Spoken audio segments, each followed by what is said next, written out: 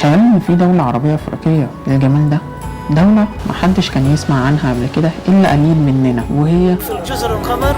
ونحن نشكركم اللي بتجيوا هنا لتزوروا جزرنا. جزر القمر هي دولة عربية في افريقيا وبنسبة 100% اهلها مسلمين.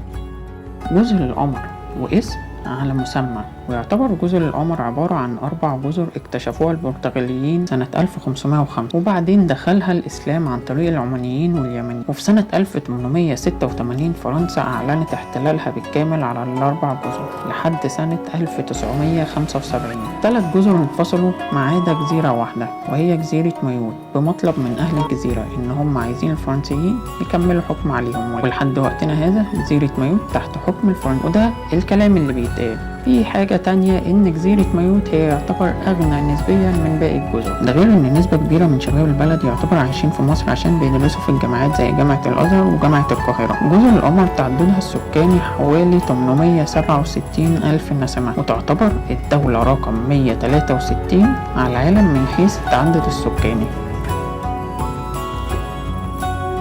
جزر القمر تعتبر جزر بركانية وموجود فيها أكبر بركان نشط في العالم وهو بركان كارتالا، واللي كان آخر انفجار ليه كان في 2005. ولكن السؤال هنا بقى، ليه اتسمت بجزر القمر؟ العرب لما جاءوا في هذا الجزر رأوا أن القمر كان في ذلك الوقت. يبقى خلصنا فيديو النهارده. لو عجبكم الفيديو متنسوش لايك والاشتراك في القناة علشان نبدأ أول رحلتنا في اكتشاف العالم. ودلوقتي هسيبكم تستمتعوا بجمال البلد.